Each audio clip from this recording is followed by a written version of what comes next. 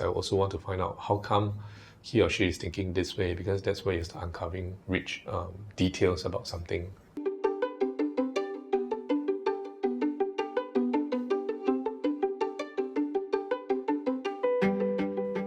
That bias that we all have seems to be flipped to be kind of the good thing lah. Because when people hear bias, it's like, oh, why are you so biased? Or you have this bias, and then it has that negative connotation. Yeah. But from the way you said it, like having different bias, different experiences, to such that each design researcher can bring that bias into the design research to make it like an addition to the project. So it becomes this good aspect of design research. I think so. It's just being discerning about what kind of bias. Like, if the bias is about different perspective or disagreement because of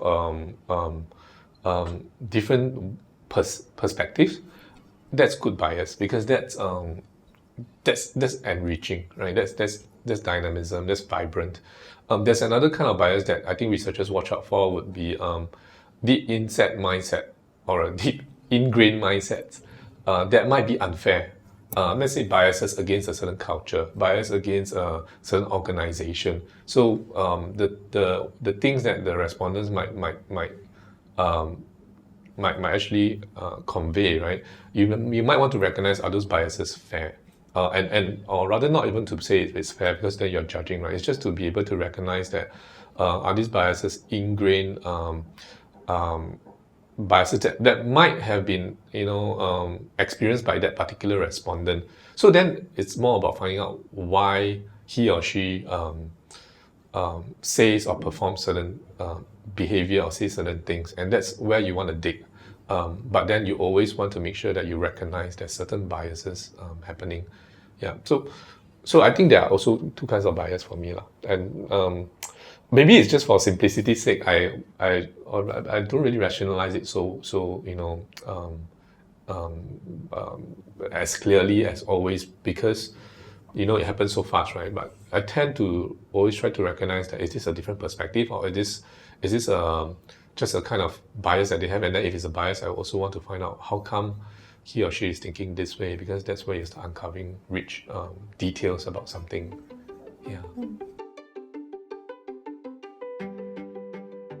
Maybe personally, do you take any steps to either acknowledge or to acknowledge this bias that you have? Like, is it through conducting thorough secondary research to better understand the background? Is it through speaking to clients to really understand where they're coming from, and then seeing whether that how that fares against your own perspective? Are there any steps that you personally take to sort of address this bias that you have?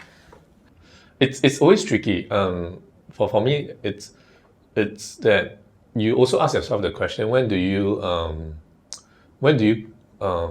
realign until you lose your perspective, right?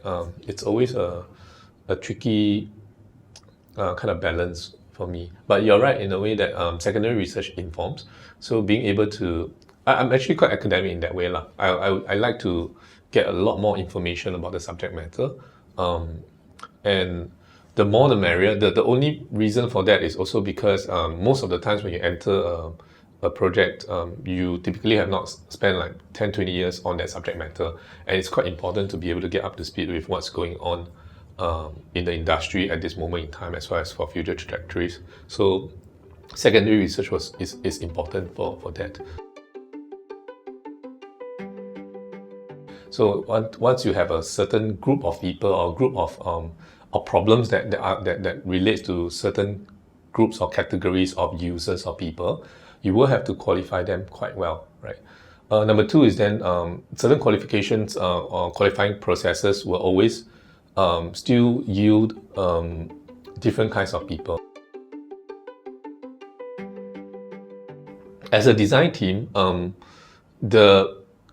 I think the number one thing is to be aware that you are also human and you're biased, and that is necessary to try to control that bias in the interview sessions, because you want to surface things at that moment. You want to surface things. You don't want your story or your perspective to overcloud the information or understanding phase.